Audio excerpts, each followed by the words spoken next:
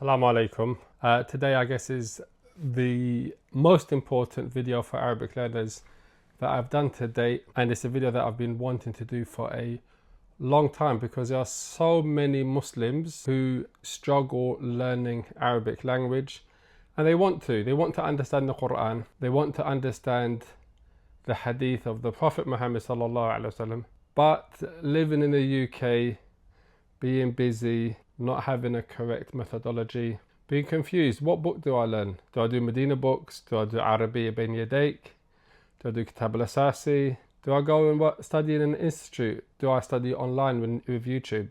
This video today, inshallah, will help you to understand the different types of course books you can study, which ones you can study by yourself, which ones you need a teacher for and why, and what are the different methodologies for studying Arabic. Let me take a sip of coffee and we'll begin. Okay, so this is how it goes. There's, generally speaking, two different types of books when it comes to studying Arabic. On one side, you've got Madinah book, Arabiya Bain Yadayk, and Kitab al-Asasi. Let's take just three from each type of category. These three books, Madinah books, Arabiya Bain Yadayk, let me get them up so you can have a look. These books, here we go. This is the Madinah Reader syllabus, and this is how it looks. And this one actually has some English in it, but you may come across one that has no English in it. It's all in Arabic, but there's not much English. This other book, Al-Arabiya Bain Yadayk, same thing, have a look. All Arabic, no English in there. And Kitab al-Asasi, which is another very good book in studying and learning Arabic. As it says here, في تعليم اللغة العربية لغير ناطقين بها, to teach Arabic for non-Arab speakers, non-natives. Again, as you can see, all Arabic, no English. These three course books, Kitab al-Asasi being the oldest, the Madinah Arabic being the second, and Al-Arabiya Bain Yadayk being a newer version. One thing which makes them similar is that they are designed to be taught in Arabic speaking countries. So for example, you're a student, you go to Medina, you're going to study this book, or you go to Egypt, you're going to study this book, or a similar type of series. And back in the day when you used to study in Syria, this was a book that they're going to use. All of these books are taught in all of these other countries as well, but the point is you're immersed in a country where when you go outside there, you're listening to Arabic. In the classroom, they're going to be teaching Arabic in Arabic. I'll come back to the differences between each of these books in a minute, i.e. one being for communicative method, one being more focused on, let's say, understanding grammar properly and sarf, and one being a combination of both, that being Al-Arabiya Bain Yadayk. The second type of method, or the second type of, not method, course books, as it pertains to learning the Arabic language, course books like these, which I'm going to show you now. You're in the UK and you go to, for example, Westminster University or any other university where they're going to be teaching a module in Arabic language. They will not be using those books. They'll be using books like this. Master in Arabic, Al-Kitab fi Ta'allum al-Lugha or Al-Arabiya, a textbook for beginning Arabic, or a new Arabic grammar. This is quite an old one, Haywood and Ahmed, right, of the written language, or something like this, Standard Arabic, an elementary Arabic or elementary to intermediate course. What's the difference between these books and those books? The difference between these books and those books is that if you're an English speaker and you want to study Arabic independently as well as with a teacher, then this syllabus is, these types of books are generally for you. And why do I say that? I say that because if you look at the book itself, what's the difference between these books and those books? I.e., these books, they have a lot of English in it. So you can self-study, you can follow along, you can do the exercises, and you can, in many cases, check yourself because the answers are at the back of the book. Or in the case of Haywood and Ahmed, a new Arabic grammar, again, all in English, right, with exercises at the end of every lesson, and there's an answer key available for this book as well. Similar, Standard Arabic and Elementary Intermediate course. I quite like this book. Again, it does teach you grammar. All these books start off with grammar, by the way. They teach you grammar, and they teach, but you can see there's a lot of English in this book. And lastly, Al-Kitab, which is a very famous book, again, all in English. Okay, so the difference between these two types of course books is, one, you cannot study by yourself, you need a teacher if you're going to be studying in the UK, because it's all in Arabic. So it becomes an obstacle. Imagine you pick up an instruction, you buy something that needs to be put together, or in like Lego or furniture, and they didn't send you an English instruction manual, it's only in a language that you don't speak, it becomes off-putting. And you have to do it by yourself. Whereas if you have a book, instruction manuals that are in English, then you're able to move ahead and proceed and progress in putting that thing together. So this is a similar analogy as it pertains to studying the language, which is why a middle ground for a learner in the UK, and I'm speaking for, or in America, or in English language speaking, is to start off with a syllabus like Gateway to Arabic, where it has English and Arabic, and the Arabic is grammar centric and translation centric, and it builds you up from book 1 to book 7. You can start off with that and then perhaps move on to an Arabic only syllabus if that's what you wanted to do, or if you're going to study in an institute, you'll study whatever the teacher is giving you. So that's in terms of the different types of syllabus or course books that you can study. The second aspect as it pertains to learning the language, the Arabic language, the methodology. Now, some people say, okay, I need to learn to speak Arabic. That's the communicative method, okay? Others, they want to learn Arabic so they can understand the Quran and understand the Sunnah of the Prophet Muhammad sallallahu alaihi wasallam, and listen to the speech of the scholars in Arabic so they can learn their deen to a good level, become a student of knowledge, for example. Now, they're two completely different methods. What I mean by that is, if you look at, let's take for example, in the English, because it both in either, whether it's in the English or in the Arabic only, you're going to find both. Master in Arabic. Master in Arabic teaches you how to communicate. It's also got lots of additional resources, such as listening exercises, such as video exercises, so you can listen to Arabic. It's got loads of other resources that help you, and they're available for free online. And it's got tests throughout the book. After every 7 lessons, there's a review of the previous 7 or 8 lessons. So if we take this book, for example, this is book 1. There's book 1 and book 2. And that's the same for all of these books.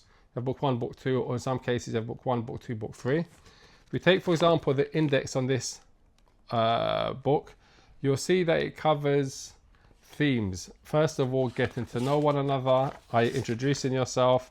Then it's going to be speaking about your family. So the next thing after you can speak about yourself, you can speak about your family, your jobs, what you do, work, describing things. Also looking at describing places, countries and people, counting things, plurals and colours, eating and drinking, what happened yesterday, speaking about past tense, looking at verbs. Then what happens every day, speaking about present tense. Also comparing things, education and business, future plans. So it's a mix between grammar as well as situations or scenarios where you're going to find familiar phrases at the airport, at the doctor's, buying something, shopping, so on and so forth. That's called the communicative method, and that's generally the popular method today. If you're studying English as a foreign language, they'll be teaching you the communicative method. However, when you go to a new grammar, you're looking at a grammar method, they generally use an older method of teaching, which is called the translation method. And the translation method is also good, albeit somewhat tedious and not as varied as a communication method. So what will happen in the translation method, they may cover, let's have a look, or the grammar, it's grammar centric. So it starts off by saying the article, the simple nominal sentence, gender, feminine, masculine, declension of nouns, the 3 noun cases, nominative, genitive and accusative, the broken plural, the genitive, the attached pronoun. So it's all grammar, verbs, and it goes through verbs. So it starts off with nouns, then it goes through verbs, and then it goes through the different types of verbs and different letters that come before verbs. So that's another method, but this method is really useful and really good, because at the end of each chapter, after explaining the grammar in English, it gives you vocab, and then it gives you translation exercises here, if you can see that. Hopefully I'll zoom in. If somebody's editing, whoever the editor is, it will zoom in. And then it gives you translation method. And the translation method is twofold. Arabic to English, which is usually easier, and then English to Arabic, which is more challenging because it requires you to actively recall the words and the vocab. So this is a translation method. And then you have some books that combine between both. Like this one, the Standard Arabic and Elementary Guide. You're going to see that the topics is topical, so it will begin by speaking about, at the home, the city, in the house, at the marketplace, the reception, downtown, travel agency, at a greengrocer's shop. So it gives you scenarios, but at the same time, it also has grammar. So it says, for example, Lesson 2, article, gender, the equational sentence, agreement and gender. Lesson 3, number, the personal pronoun. So it gives you grammar as well. So it's a combination of both methods, which makes it obviously very useful. Just as an example, we'll see. So it explains the grammar here, and then it gives you, this is like the early lesson, so you won't get that much conversational aspect. But then when it comes to the exercises, after it gives you the vocab, again, the format's the same in all languages. It will give you the actual text conversation, al-bayt, right, the house, right, al-baytu kabirun wa jamilun, right, but it doesn't give you harakat. This is the difference between the Arabic only method and the English method.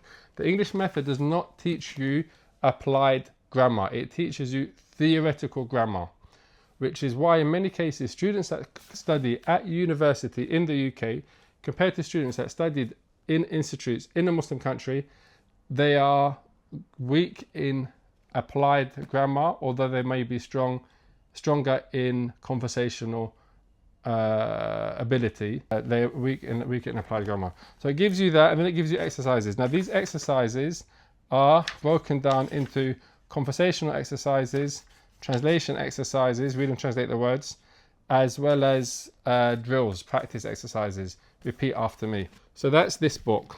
And At-Ta'allum, one of the distinguishing features of At-Ta'allum, specifically this book, is that it introduces regional dialects. So as you know, when you're studying Arabic, if you go to Egypt and you listen to Egyptian Arabic, it's different than when you go to, for example, Saudi Arabia, and you listen to the dialect there, and it's different to the dialect in, for example, Syria. So here, this book, one of the distinguishing features of this book specifically is that it will give you 3 dialects, what they call Al-Fusha here, if you can see, Ash-Shami, which is the Palestine, Syria, and these regions, Al-Misri, which is Egyptian. Why does it give you this? Because Misri dialect is very common in the media. All of the media, films, music was Egyptian dialect. So when they're teaching a language, obviously teaching it holistically for communicative purposes, which means they expect the culture to be taught in it as well, movies and music. Shami, similar thing. Fusha, this is equivalent to modern standard Arabic, either Arabic which you're going to hear, the news readers, right, on the news, or academic Arabic. So these are some of the books that are in the English language that you can study Arabic. Okay, what's the best one and what should you do? It depends. One of the things I always recommend is if, for example, you're doing, let's say, take Kitab al-Asasi, it's a very classical book, Arabic only, very big words, you need a teacher and you need a dictionary. But if with a teacher, as you can see, the harakat are there at the end of the words. So you're learning applied grammar as you're learning vocab. Kitab al-Asasi teaches you scenarios where you're going to be speaking, right? For example, Ana min Misr, I'm from Egypt, right? So it's introductions is similar to the communicative Arabic method, and as it gets higher, this is book 1, there's book 2, book 3, you start to move on to analysis of poetry, adab, literature, khutub and stuff like this. The Madinah series, it doesn't take you to analyzing texts like this does, or like Arabi Bain Yadayk does, but what it does give you is a full breakdown of grammar and sarf with vocab, and most of that vocab is vocab that comes up in the Quran, so it's connected a lot. There are other syllabuses, there are other methodologies. These are the two most popular methodology: communicative and translation methodology. These are some of the books you can study, and I'd recommend, if you're a student and you're studying, not to just limit yourself to one methodology and not to limit yourself just to one book. For example, you do the Madinah books, there's nothing stopping you from doing Mastering Arabic on the side and utilizing the resources such as the video exercises or the listening exercises to practice your listening skills and your attention to when people are speaking. Because if you're only doing the Madinah Arabic series, or even Arabiya Bayn Yaday for this matter, you're only reading and writing and doing exercises. You're not getting any listening practice, and you're probably not watching any Arabic being spoken unless you're living in Egypt, or you're living in Medina, or you're living in an Arabic speaking country like Kuwait, or other than that, then in which case you'll be getting listening practice. So this is something I've wanted to cover for a long time. Inshallah, in future videos I'm going to cover the similar thing, but in the Arabic textbooks that you can study for grammar or for sarf, do a bit of a comparison. And also, if there are any books that you want me to do a deep dive into, go more look an analysis of the book at the lessons, or how long it takes to complete it, how many hours you should spend a week, or how many hours you should spend a day, then let me know in the comments. I hope you enjoyed this video. Assalamu alaikum wa rahmatullah.